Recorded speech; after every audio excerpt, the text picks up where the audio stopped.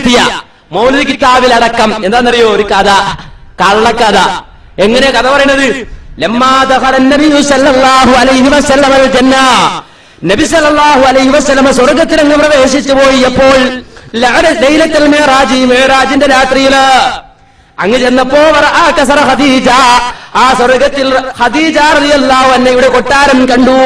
അഖദ ജിബ്രീൽ തുഫാഹ, ആ കൊട്ടാരത്തിൽ നിന്ന് ജിബ്രീൽ അലൈഹിസ്സലാത്തു വസ്സലാം ഒരു ആപ്പിൾ പറിച്ചു. എന്നിട്ട് വഖാല, അദ്ദേഹം പറഞ്ഞു, യാ മുഹമ്മദേ, മുഹമ്മദ് നബിയെ, കുൽ ഹാദിഹി തുഫാഹ, നീ ആപ്പിൾ തിന്ന്. ഫഇന്നല്ലാഹ തആല യഖ്ലുഖു മിൻഹാ ബിന്താ, ഈ ആപ്പിൾ തിന്നാൽ താങ്കൾക്ക് അല്ലാഹു ഒരു പെൺകുട്ടിയെ പ്രദാനം ചെയ്യും. തഹമിലു ബിഹാ ഖദീജ, ഖദീജ റളിയല്ലാഹു അൻഹ അതിനെ ഗർഭം ചുമക്കും. ഫഫഅല, നബി ആപ്പിൾ തിന്നു. ഫലമ്മാ ഹമലത്ത് ഖദീജ ബി ഫാത്തിമ, അങ്ങനെ റസൂലുള്ളാഹി മിഅ്റാജിലേക്ക് കഴിഞ്ഞു വന്നു. ഖദീജ റളിയല്ലാഹു അൻഹ ഫാത്തിമ റളിയല്ലാഹു അൻഹയെ ഗർഭം ചുമന്നപ്പോ വജദത് റായിഹത്തൽ ജന്ന, മഹദിയായ ഖദീജ റളിയല്ലാഹു അൻഹയ്ക്ക് സ്വർഗ്ഗത്തിന്റെ മണമായിരുന്നു. 9 അശ്ഹുറിൻ, 9 മാസം. ഫലമ്മാ വദഅത്ഹാ, അങ്ങനെ ഖദീജ റളിയല്ലാഹു അൻഹ ഫാത്തിമ റളിയല്ലാഹു അൻഹയെ പ്രസവിച്ചു കഴിഞ്ഞപ്പോ ഇംതഖദത് റായിഹതു ഇലൈഹാ, ഖദീജ റളിയല്ലാഹു അൻഹയിൽ നിന്നതിന്റെ മണം ഫാത്തിമ റളിയല്ലാഹു അൻഹയിലേക്ക് നീങ്ങി.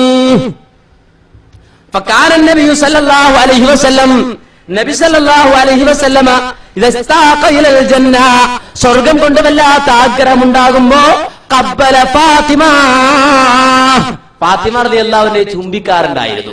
വലിയൊരു കഥ പറഞ്ഞതാ, വലിയൊരു മധുവും കഥയും പറഞ്ഞതാ. പക്ഷേ 1, 2, 3, 4, 5, 6ാമത്തെ വരിയിൽ എഴുതി വെച്ചത് അറിയോ? മോളി പറഞ്ഞത് കളവാട്.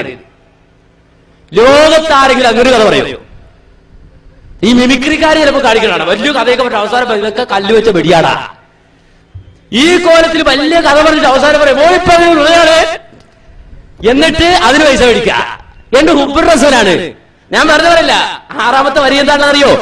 വബുലിദത് ഫാത്തിമതു ഖബല അൻ-നുബുവ്വതി ബി 5 സിനീൻ, ഫാത്തിമ റളിയല്ലാഹു അൻഹയെ പ്രസവിച്ചത് നുബുവത്തിന് 5 കൊല്ലം മുമ്പാണ്. കണ്ടോ? റസൂലുള്ളാഹിക്ക് നുബുവത്ത് കിട്ടിയിട്ടാ മിഅ്റാജ് പോണത്. നുബുവത്ത് കിട്ടിയിട്ടാണോ മിഅ്റാജ് പോണത്?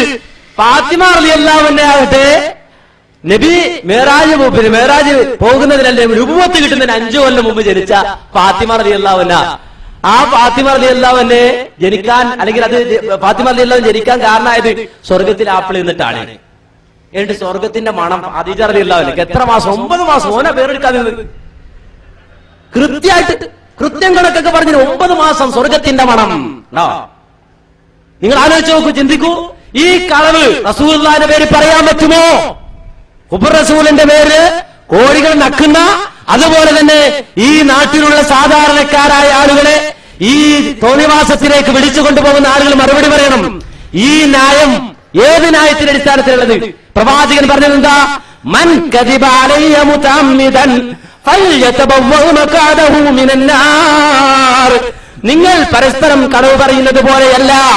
എന്നെ കുറിച്ച് കളവ് പറഞ്ഞാൽ മൻ കദിബ അലയ്യ മുതഅമ്മിദൻ, ആരെങ്കിലും മനഃപൂർവ്വം എന്റെ പേരിൽ കളവ് പറഞ്ഞാൽ ഫൽയതബവ്വ മഖഅദഹു മിനൻ നാർ, നരകത്തിലെ സീറ്റ് അവൻ റിസർവ് ചെയ്യട്ടെ. അവൻ പോക്കുറപ്പാ, സീറ്റ് റിസർവ് ചെയ്തിട്ടേക്കാൻ. നബി പറയാ, അതിന്റെ അർത്ഥം എങ്ങനെ? രജിസ്റ്റർ അത് എന്തെടുക്ക, ബുക്ക് ചെയ്തിട്ടേക്ക്, ഉറപ്പാക്കിയിട്ടേക്ക് എന്ന് റസൂലുള്ളാഹി പറഞ്ഞത്. റസൂലുള്ളാഹിന്റെ ഒരു കളവ് പറയാൻ മാത്രമല്ല, വർഷാവർഷം കൂലിക്ക് കൊടുത്ത് കളവ് പറയാ, പൈസ കൊടുത്ത് കളവ് പറയിക്കുക, കൂടത്തിന് ഭക്ഷണം ഉഷാറായിട്ട് അടിക്കും, കാവതടക്ക് ഉഷാറായിട്ട് പറഞ്ഞു. അല്ലേ? മുസ്ലിം ഉമ്മത്തിനെ കൊണ്ട് ഇത് ചെയ്യിക്കും. ഇത് പറയുമ്പോ ഞങ്ങൾക്ക് റസൂലുള്ളാഹിയുടെ സ്നേഹമില്ല, മുജാഹിദുകൾക്ക് റസൂലുള്ളാഹിയുടെ സ്നേഹമില്ല, ഹുബ്ബില്ല, സാധാരണക്കാരൻ, ഡെൻമാർക്കിന്റെ ചിന്താഗതികളുമായി നടക്കുന്നവർ എന്നൊക്കെ പറഞ്ഞ എന്തൊക്കെ ആക്ഷേപങ്ങളാ. നിങ്ങൾ ആക്ഷേപിച്ചോളൂ, നിങ്ങളെ നാവോട്ട് ആക്ഷേപിച്ചാൽ ഞങ്ങൾ സ്വർഗത്തിലാണ്. അത് മതി, നിങ്ങൾ ആലോചിക്കണം. എന്നിട്ട് റസൂലുള്ളാഹിന്റെ പേര് ഈ ജാതി വർത്താനൊക്കെ പറഞ്ഞ് ഇങ്ങനെ നടക്കുക. ഒരുപാട് പറയാണ്ട് സമയമില്ല. ആ വിഷയം മാത്രം ഒരുപാട് വിശദീകരിക്കാണ്ട് സമയമില്ല. പ്രധാനപ്പെട്ട ചില കാര്യം. അപ്പോ മൗലിദാണ്, ഹുബ്ബുർ റസൂലാണ്. ഇപ്പൊ കോലം മാറിയില്ലേ? ഇപ്പൊ കോലമൊക്കെ മാറ്റിട്ട്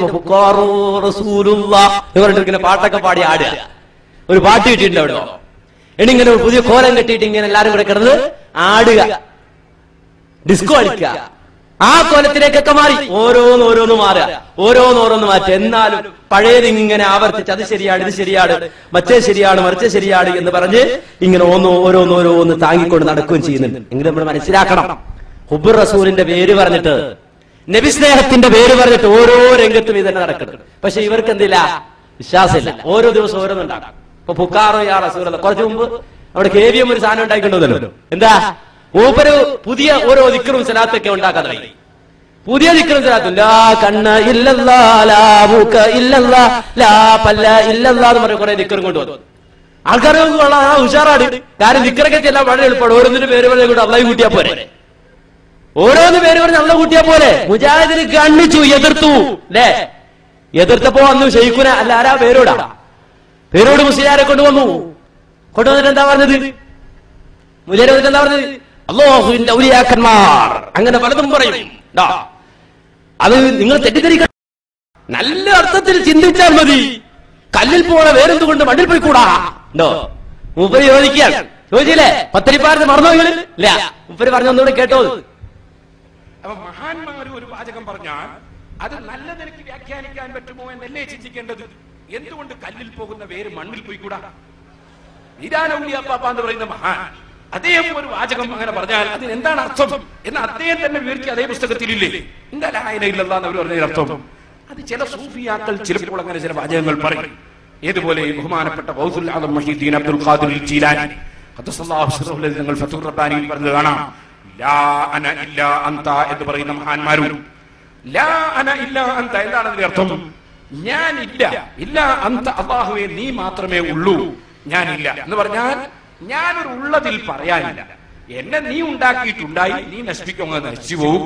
ഒരു ഉള്ളതിൽ പറയാനില്ല, ഞാനൊരു ഉള്ളതിൽ പറയാനില്ല. മറിച്ച് ഇല്ല അന്ത നീ മാത്രമാണ് ഉള്ളവൻ. കാരണം നിന്നെ ആരും ഉണ്ടാക്കിയിട്ടുണ്ടായതല്ല, നിനക്ക് നാശം ഇല്ല, നീ ഉണ്ടായതിന് തുടക്കം ഇല്ല. അതുകൊണ്ട് യഥാർത്ഥത്തിൽ ഉള്ളവൻ നീ മാത്രമാണ്. ഞങ്ങളുടെ ഈ ഉണ്ടാകലൊന്നും ഒരു ഉണ്ടാകലായി പറയാനില്ല. കാരണം നീ ഉണ്ടാക്കിയിട്ടുണ്ടായി എന്ന് മാത്രമേ ഉള്ളൂ. യഥാർത്ഥത്തിൽ ഉള്ളവൻ നീയാ. ഇത് തന്നെയാണ് ഔലിയാക്കൾ ചിലപ്പോൾ ലാ മൗജൂദ ഇല്ലല്ലാഹ്, അല്ലാഹുവല്ലാതെ ഉള്ളവൻ ഇല്ല എന്ന് പറഞ്ഞിട്ടുണ്ട്. ആ പറഞ്ഞതിന്റെ അർത്ഥം ബഹുമാനപ്പെട്ട ഉമർ ഖാദി വെളിയങ്കോട് ഉമർ ഖാദി റഹ്മത്തുള്ളാഹി തങ്ങളോട് ചോദിച്ചു, എന്താണ് ഈ ചില ഔലിയാക്കൾ ലാ മൗജൂദ ഇല്ലല്ലാഹ് എന്ന് പറഞ്ഞത്? അല്ലാഹുവല്ലാതെ ഉള്ളവനില്ല നമ്മളൊക്കെ ഇല്ലേ? അപ്പോൾ ഉമർ ഖാദി റഹിമഹുല്ലാഹ് ചൊല്ലി, എന്താ ചൊല്ലിയത്? ലദുൽ ബസീറതി നാദിറൻ നഹ്വൽ അസർ ബല്ലിൽ മുഅസ്സിരി ബിദ്ദുഹൂനി അനിൽ അസർ ഫയറാ ബിഫിലിൻ ഫാഇലൻ ഹാലൻ നദർ ഫീ കുല്ലി ശൈഇൻ ഫസ്സവാബു കമാ ദുകിർ. ഉമർ ഖാദി റഹ്മത്തുള്ളാഹി അലൈഹി തങ്ങൾ ചൊല്ലി, ഉൾക്കാഴ്ചയുള്ള ആളുകൾ എടോ നിന്നെപ്പോലെ കണ്ണിന്റെ കാഴ്ച മാത്രമല്ല, വളരെയേറെ ചിന്തിക്കുന്ന ഉൾക്കാഴ്ചയുള്ള ആളുകൾ. ആ ഉൾക്കാഴ്ചയുള്ള ആളുകൾ നിങ്ങളെ ബാഹ്യമായ നോട്ടമല്ല നോക്കുന്നത്, അവരെപ്പോഴും നോക്കുന്നത് ആന്തരികമായ നോട്ടമാണ്.